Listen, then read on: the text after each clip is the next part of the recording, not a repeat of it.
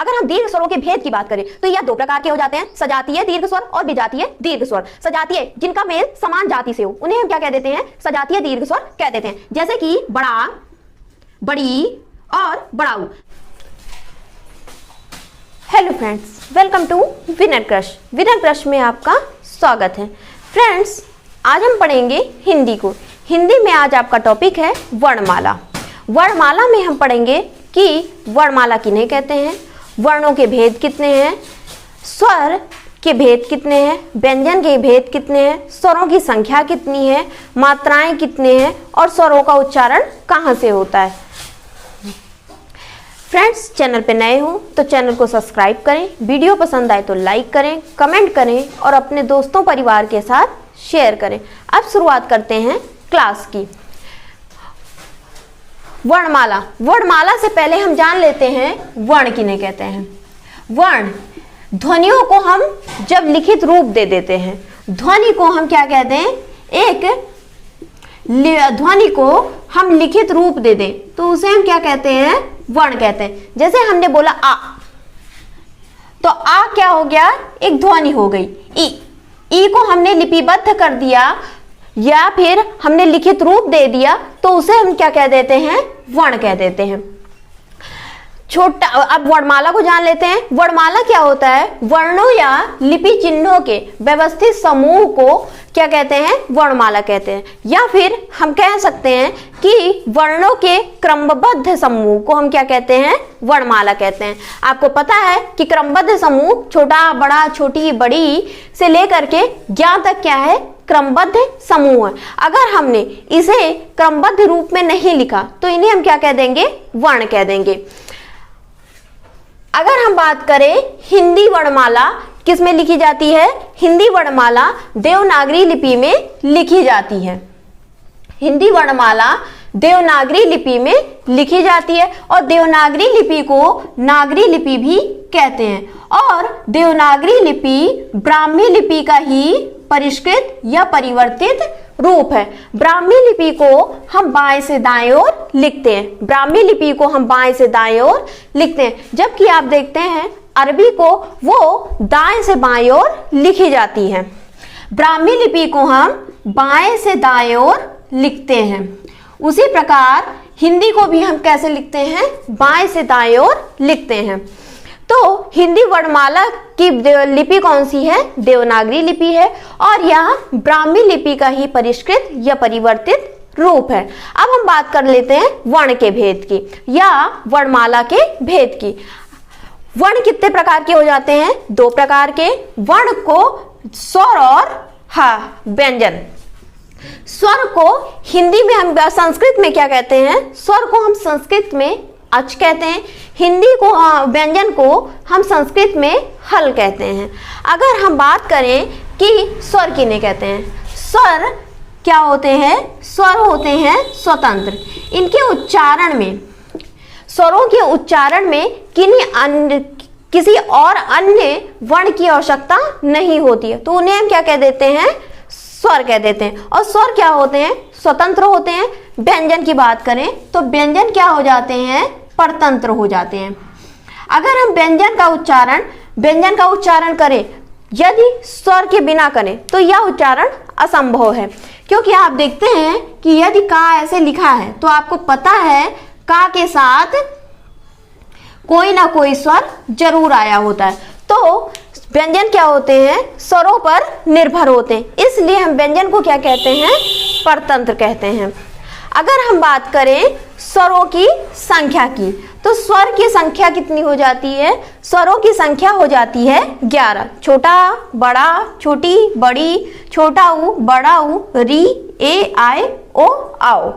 अयोग वाह को हम स्वर में नहीं गिनते क्योंकि अंग और आह जो होते हैं ये जब इनको स्वर की जरूरत होती है तो ये स्वर के साथ लग जाते हैं। यदि इनको व्यंजन को इनकी जरूरत होगी तो ये व्यंजन के साथ भी लग जाते हैं। लेकिन यदि हम कुल स्वर की बात करें, ये मूल स्वरों की संख्या की बात करें तो 11 हो जाते हैं। यदि हम कुल स्वरों की संख्या की बात करें तो 13 हो जाते हैं, क्योंकि हम अयोग वाह को भी स्वर में ही गिनते हैं। री, री को कुछ लोगों ने स्वर नहीं माना है, जैसे कि भोलानाथ पांडे जी ने री को स्वर नहीं माना है। अगर हम मात्राएं की बात करें कि कुल कितनी मात्राएं होती हैं, तो कुल मात्राओं की संख्या कितनी हो जाती है? 10 हो जाती है।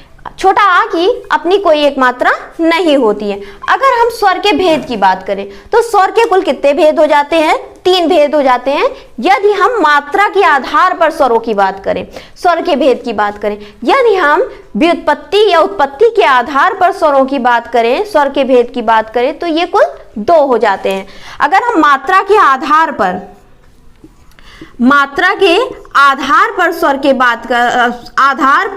स्वर के भेद की बात करें तो कुल ये कितने हो जाते हैं? 3 हो जाते हैं। हास्य स्वर, दीर्घ स्वर और प्लुत स्वर। हास्य को हम लघु स्वर भी कहते हैं और मूल स्वर भी कहते हैं। हास्य स्वर जिनके उच्चारण में सबसे कम समय लगता है, इसलिए इन्हें क्या कहते हैं? हास्य स्वर कहते हैं। दीर्घ स्वर, गुरु स्वर या संधि स्वर। दीर्घ स्वर किन्हें कहते हैं? जिनके उच्चारण में हास्य से 2 गुना समय लगता है, इन्हें क्या कहते हैं? दीर्घ स्वर कहते हैं। प्लुत स्वर की बात करें, जिनके उच्चारण में सबसे अधिक समय लगता है, तो उन्हें हम क्या कहते हैं? प्लुत स्वर कहते हैं। हास्य स्वर क्या होते हैं? एक मात्रिक स्वर होते हैं। दीर्घ स्वर क्या होते हैं? द्विमात्रिक स्वर होते हैं। और प्लुत स्वर क्या होते हैं? प्लुत स्वर त्रिमात्रिक स्वर होते हैं। हास्य स्वरों की संख्या कितनी है? कुल 4 है। छोटा आ, छोटी ई, छोटा ऊ और री। हास्य स्वरों की अगर संख्या की बात करें तो हास्य स्वरों की संख्या कितनी हो जाती है? 4 हो जाती है। छोटा आ, छोटी ई, छोटा ऊ और री। हास्य स्वर किन्हें कहते हैं? जिनके उच्चारण में सबसे कम समय लगता है, इन्हें एकमात्रिक स्वर कहते हैं।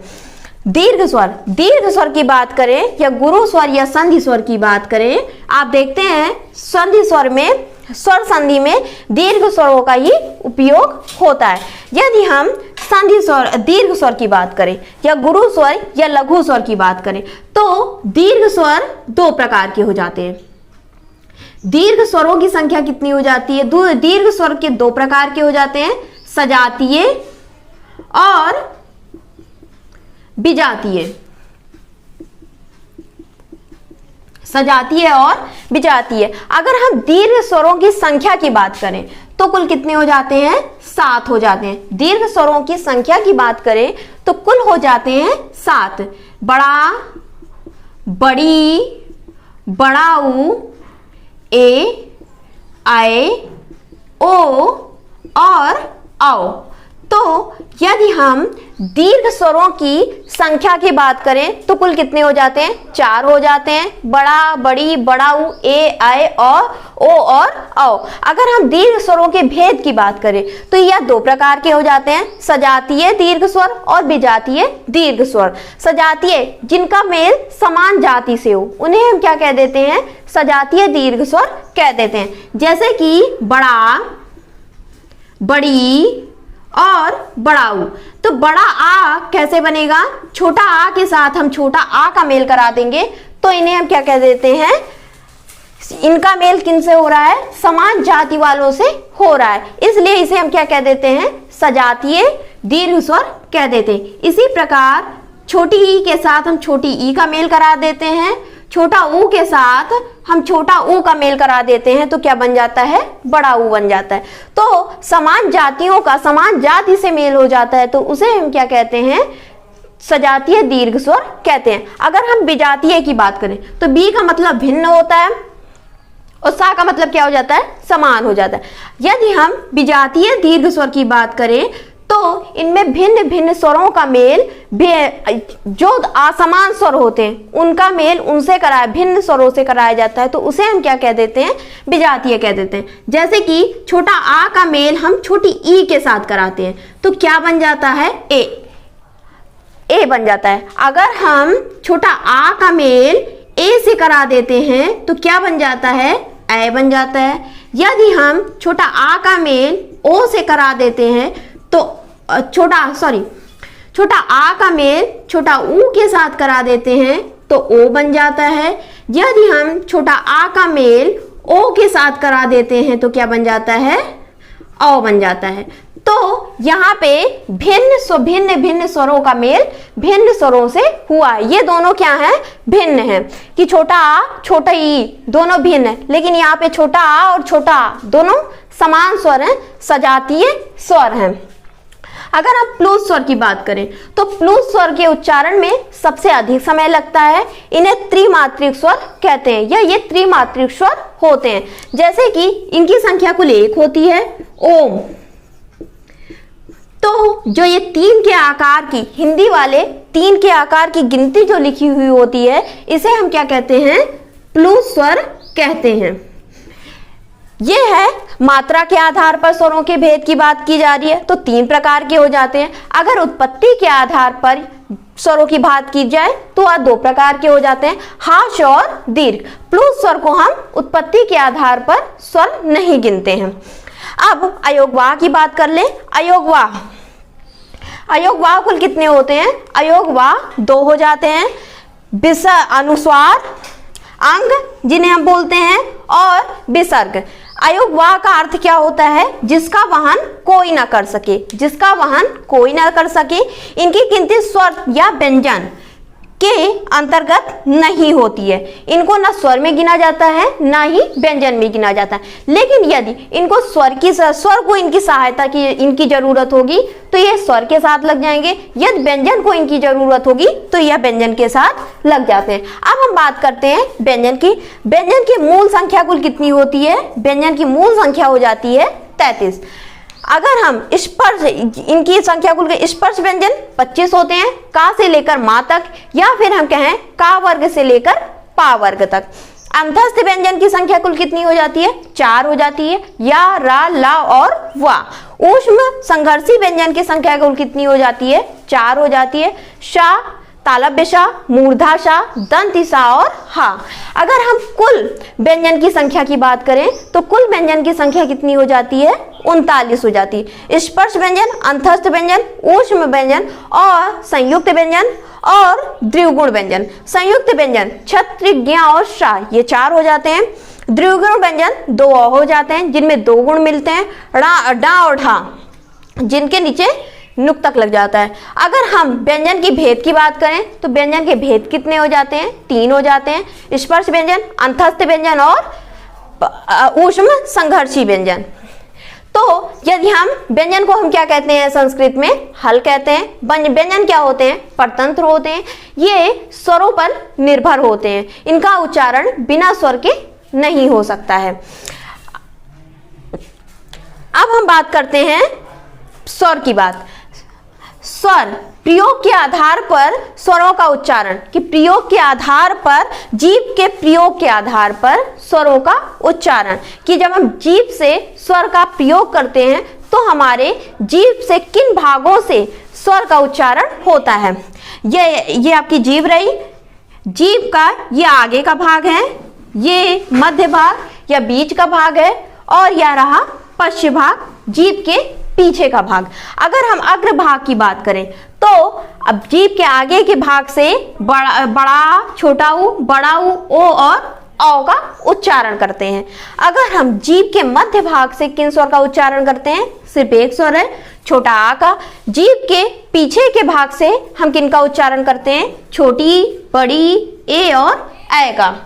यदि हम मुखाकृति के आधार पर स्वरों का उच्चारण करें तो कुल कितने भेद हो जाते हैं, इनके कुल 4 भेद हो जाते हैं। अगर हम जीभ प्रयोग के आधार पर स्वरों का उच्चारण करें तो कुल 3 भाग हो जाते हैं, अग्र भाग, पश्च भाग, अग्र भाग, पश्च भाग और मध्य भाग। अगर हम मुखा आकृति के आधार पर स्वरों का उच्चारण करें तो इनके कुल कितने भेद हो जाते हैं, कुल 4 भेद हो जाते हैं। समृद्ध स्वर, अर्ध समृद्ध स्वर, विवृत स्वर और अर्ध विवृत स्वर। समृद्ध स्वर उन्हें कहते हैं जिनके उच्चारण में हमारा मुंह सबसे कम खुलता है, उन्हें हम क्या कहते हैं, समृद्ध स्वर कहते हैं। इनमें है छोटी, बड़ी, छोटा ऊ और बड़ा ऊ। जब हम छोटी ई का उच्चारण करते हैं, ई, तो हमारा मुंह सबसे कम खुलता है। अर्ध समृद्ध स्वर वे होते हैं जिनके उच्चारण में समृद्ध स्वर से थोड़ा अधिक मुंह खुलता है, तो उन्हें हम क्या कह देते हैं, अर्ध समृद्ध स्वर को कह देते हैं। ये कौन कौन से हैं, ए है और ओ है।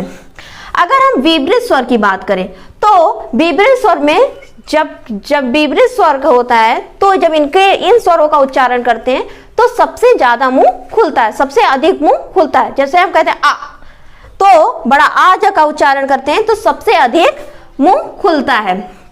अगर हम अर्ध विपरीत की बात करें तो या विपरीत से इसका विपरीत, जब हम इन स्वरों का उच्चारण करेंगे तो विपरीत स्वर से थोड़ा कम और अर्ध समृद्ध से थोड़ा अधिक मुंह खुलेगा। जैसे कि छोटा आ, ए, आए और आपका आगत स्वर। आगत क्या है? आगत स्वर की बात करें, यदि हम आगत स्वर की बात करें तो आगत स्वर ऐसे होते हैं। ये आगत क्या है? एक फारसी शब्द है। आगत क्या है? एक फारसी शब्द है। आगत स्वरों का उच्चारण कहां पर होता है? जो हम इंग्लिश के शब्द लेते हैं उनका हिंदी में जब हम लिखते हैं तो आगत स्वरों का वहीं पर प्रयोग होता है। जैसे हम डॉक्टर लिखते हैं तो ये क्या है? एक आगत स्वर लगा हुआ है। ऑफिस लिखते हैं, ऑफिसर लिखते हैं, तो यहां सब क्या लगता है? आगत स्वर लगते हैं। जब हम इंग्लिश के शब्दों को या अंग्रेजी के शब्दों को हिंदी में लिखते हैं तो हम आगत स्वरों का प्रयोग करते हैं। अगर हम वो प्रयोग के आधार पर स्वरों के उच्चारण की बात करें तो यह दो प्रकार के हो जाते हैं, वृत्तमुखी और आवृत्तमुखी। वृत्तमुखी जब हम उन स्वर का उच्चारण करें और हमारा ओठ जो है वो वृत्त के आकार का या गोलाकार हो जाए तो उसे हम क्या कहते हैं? वृत्तमुखी। वृत्तमुखी स्वर कौन कौन से होते हैं? छोटा ऊ, बड़ा ऊ, ओ और औ। या आप वृत्तमुखी की बात करें या अर्धवृत्तमुखी की बात करें, जब हम इन स्वरों का उच्चारण करते हैं तो हमारा जो ओठ है वो वृत्त का रूप नहीं लेता है या आधा वृत्त बनाता है। जैसे छोटा, बड़ा, छोटी, बड़ी, ए और ऐ, तो ये क्या हो जाते हैं? आवृत्तमुखी या अर्धवृत्तमुखी। अगर हम बात करें स्वरों के उच्चारण के आधार पर, स्वरों का उच्चारण करते हैं उनका उच्चारण स्थान।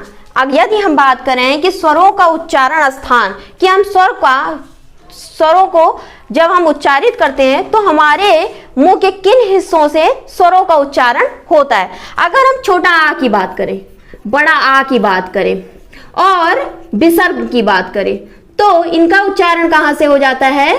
कंठ से हो जाता है। यदि हम छोटी ई, बड़ी ई की बात करें तो इनका उच्चारण कहां से होता है? तालु से होता है। यदि हम छोटा ऊ और बड़ा ऊ की बात करें तो इनका उच्चारण कहां से हो जाता है? ओष्ठ से हो जाता है। यदि हम री की बात करें तो री का उच्चारण कहां से हो जाता है? मूर्धा से हो जाता है। यदि हम ए की बात करें तो ए दो स्वरों के मेल से बना हुआ है, छोटा आ और छोटी ई के। ये आप देख रहे हैं कि विजातीय दीर्घ स्वर में हमने बताया है छोटा आ का छोटी ई से मेल करा दें तो क्या बन जाता है? ए बन जाता है। अगर हम ए छोटा आ का उच्चारण हम किससे करते हैं? कंठ से करते हैं। छोटी ई का उच्चारण हम किससे करते हैं? तालु से करते हैं। तो ये क्या हो जाता है? कंठ तालु या कंठ तालव्य। तो इनका उच्चारण हम कहां से करते हैं? कंठ तालव्य से करते हैं। अगर हम ऐ की बात करें तो छोटा आ के साथ हम ए का मेल कर देते हैं तो क्या बन जाता है? ऐ बन जाता है। तो छोटा आ का उच्चारण हमने कंठ से किया, ए का उच्चारण हमने कंठ तालव्य से किया, तो इनका भी उच्चारण स्थान क्या हो जाता है? कंठ तालव्य हो जाता है। उसी प्रकार यदि हम बात करें ओ की, कि ओ का उच्चारण कहां से होता है? ओ और औ की, तो ओ का उच्चारण छोटा आ के साथ हम छोटा ऊ का मेल कर देते हैं तो किनका क्या बनता है? ओ बनता है। तो छोटा आ का हमने उच्चारण कहां से किया? कंठ से। छोटा ओ का उच्चारण हमने कहां से किया? ओष्ठ से। तो इनका उच्चारण स्थान क्या हो जाएगा? कंठोष्ठ। इनका उच्चारण स्थान क्या हो जाएगा? कंठोष्ठ हो जाएगा। उसी प्रकार हम छोटा आ का मेल छोटा ओ से कर देते हैं तो क्या बन जाता है? औ बन जाता है। तो इनका भी उच्चारण स्थान क्या हो गया? कंठोष्ठ। अगर छोटा, छोटी और विसर्ग की बात करें तो इनका उच्चारण कहां से होता है? कंठ से होता है। छोटी, बड़ी की बात करें तो इनका उच्चारण स्थान कहां है? तालु है। छोटा ऊ बड़ा ऊ की बात करें तो इनका उच्चारण स्थान ओष्ठ है। री की बात करें तो इनका उच्चारण स्थान मूर्धा है। ए और ऐ की बात करें तो इनका उच्चारण स्थान कंठतालव्य है। ओ और औ की बात करें तो इनका उच्चारण स्थान क्या हो जाता है, कंठोष्ठ हो जाता है। यदि हम स्वर की बात करें, स्वर में छोटी, बड़ी और री ये क्या होते हैं, स्त्रीलिंग होते हैं। अन्य सभी वर्ण जो हैं वो क्या हो जाते हैं, पुल्लिंग हो जाते हैं, ये पुल्लिंग हो जाते हैं। लेकिन छोटी, बड़ी और री क्या हो जाते हैं, स्त्रीलिंग हो जाते हैं। फ्रेंड्स, ये आज का आपका टॉपिक रहा वर्णमाला। हमने आज स्वर को खत्म किया है, स्वर को कंप्लीट किया है। नेक्स्ट क्लास में नेक्स्ट क्लास आपकी व्यंजन की रहेगी, उसमें हम व्यंजन को कंप्लीट करेंगे। फ्रेंड्स, वीडियो आपको कैसी लगी कमेंट बॉक्स में जरूर बताइएगा। चैनल पे नए हैं तो चैनल को सब्सक्राइब करिएगा। वीडियो पसंद आई होगी तो लाइक करिएगा, अपने दोस्तों परिवार के साथ शेयर करिएगा। कमेंट बॉक्स में जरूर बताइएगा कि वीडियो कैसी लगी। वीडियो देखने के लिए धन्यवाद।